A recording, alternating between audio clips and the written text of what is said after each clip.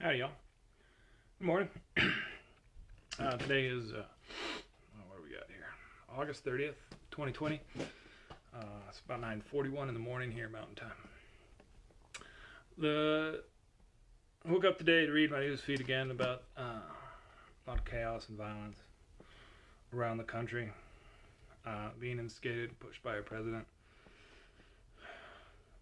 Both his supporters and his Twitter feed encouraging these confrontations that are going to get increasingly violent over the next little while as we have our pandemic raging and our economy still in a bit of free fall as it's still doing a dead cat bounce, which we'll see this next quarter after dropping by a third last quarter. Folks, I've been talking about this for months, but fascism is here. Fascism is here in the United States. And I've got some bad news for you. Like a kind of a cancer that you only start to realize once it starts to cause pain. Once it's gotten to that point, it's already well established. As you see in the interactions between the police forces around the country and the people protesting for equal treatment under the law. So there's been a few things that I've talked about over the last few years on this show and other places, and I hope those that have followed me actually kind of understand that from my perspective, I feel like I've kind of been right about a lot of stuff, and other folks who've downplayed risks and questions have been wrong over the last 4 years. So let me tell you what I think is going to happen. I think that on election day, the president is going to declare victory based on the notion that mail ballots that haven't yet been received and counted don't count.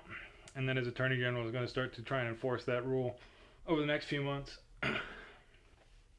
This is overlaying the postal service delays that we've already seen trying to be implemented.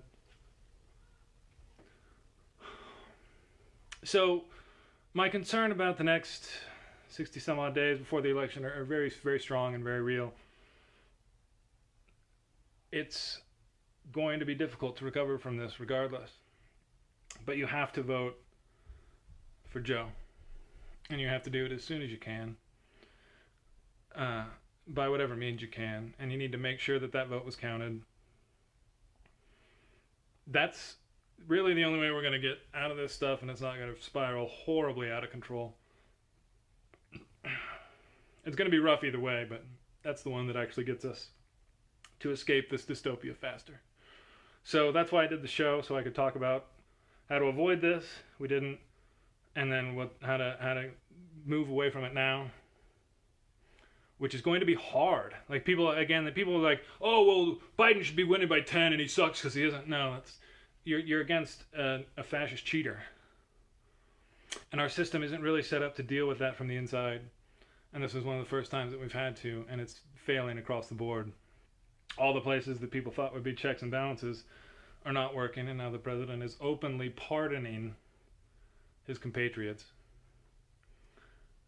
in breaking the law and refusing to enforce the law. And in fact, his chief of staff made a mockery, saying the only people who care about us enforcing this whole law, this Hatch Act, is one of the core anti-corruption statutes in the United States, the core one that says as a federal employee you cannot be involved in partisan politics. And then we saw the Republican National Convention being broadcast from the White House with Donald's name emblazoned above the Washington Monument. These are all blatant violations of the law that the president is supposed to be enforcing. And it's obvious now, and that's where we're at. And so, again, this was a clear result of the impeachment, and then the Republicans saying, no, we don't care. The laws don't apply to you, Donald. So anyway, I wanted to make this clear, what was on the agenda for this election as we talk about it. He's going to cheat. He's going to cheat hard. And it's going to be difficult to beat this out either way.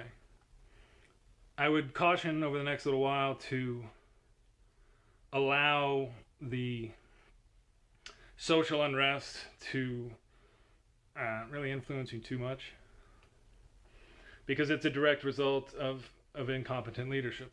That's what it is. And in this case, you have a president who feels that the social unrest benefits him politically. So, with that in mind, have a nice day.